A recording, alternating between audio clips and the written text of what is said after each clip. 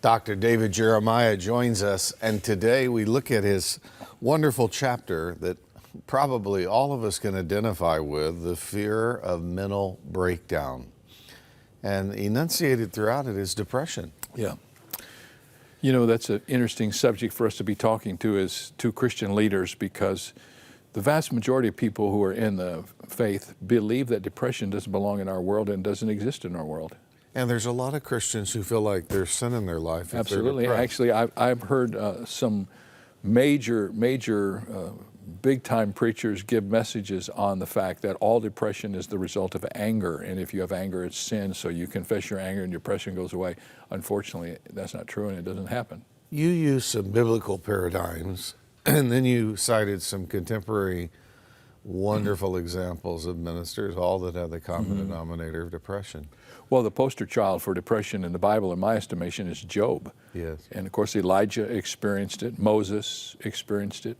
And in the more contemporary world, the greatest preacher perhaps who ever lived, Charles Spurgeon, would have such fits of depression he'd have to leave his pulpit for weeks and go to the Riviera to just recover.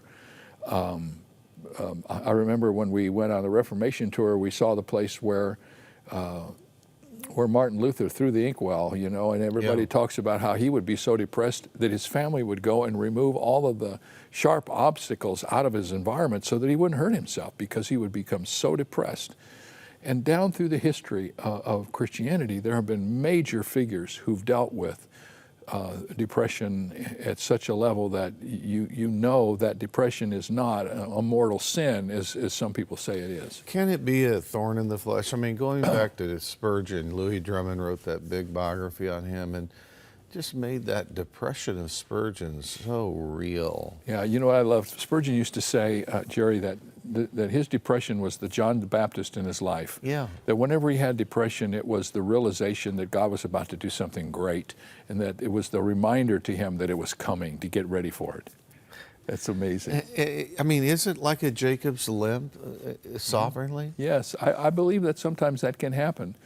But you know what? It's just like everything else that we face. For instance, I mentioned in one of our earlier discussions that when I had cancer, people would come to me and say, Dr. Jeremiah, how did you get cancer? Aren't you a preacher? And I would have to say, I got cancer for one simple reason. I am human. Depression is a human condition. It doesn't differentiate between whether those humans are redeemed or unredeemed humans. It comes, and there are many reasons and causes for it.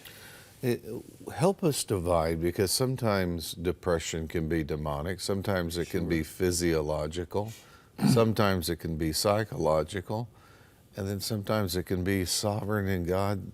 You know, I mean, how do you divide all that? Well, you know what? The first thing I would say about that, more than anything else, is whatever you do, don't you try to figure it out for somebody else.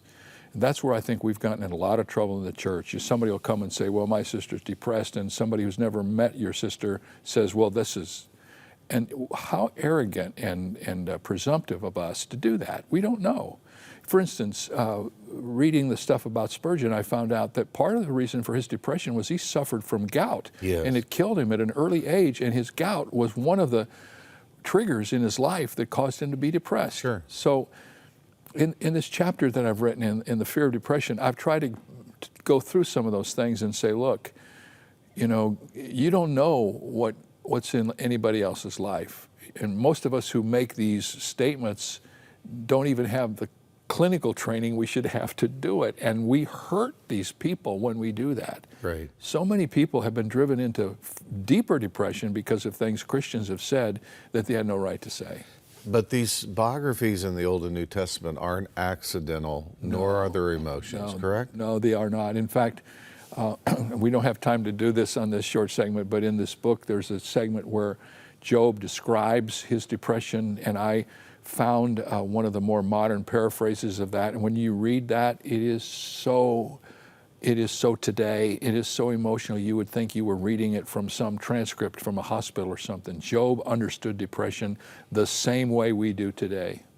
You know, I want our lit viewers to realize that the book, What You're Afraid About, What Are You Afraid Of, handles all of the 10 top fears.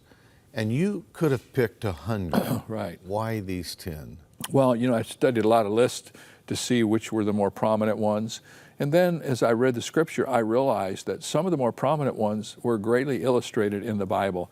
And I didn't just want to write a book on fear that wasn't geared to the scripture. So I found the fears that people face that are directly illustrated and rooted in the scripture. And I chose 9 of those fears, and then of course the fear of God, which is the last one. Can you take a minute and just give people hope that are depressed right now? You know what? One of the greatest things that I found out about depression, just reading the biblical accounts and the other literature that I was able to read, is that people who experienced that, and including David, who was the greatest man maybe in the Old Testament in terms of literature, he felt depression in a deep way, but he wrote about it and he declared it and he acknowledged it. If you're suffering from depression, maybe even today, don't hide it. Don't try to deal with it yourself. It's the worst thing you can do. Depression is not healed alone. Find someone you can talk with. Get some skilled help. Find out, first of all, if there's a reason for this that you may not even know. I mean, sometimes organic things cause this. Metabolic things cause this. So many times I run into people who've dealt with this their whole life, and they've never worked through the system to see if they can find out what's behind it. Well, the book is What Are You Afraid Of? It's Dr. David Jeremiah, and it is a book you need to get. For your best gift to Crossroads, we'll send it to you. Now stay with us as we continue.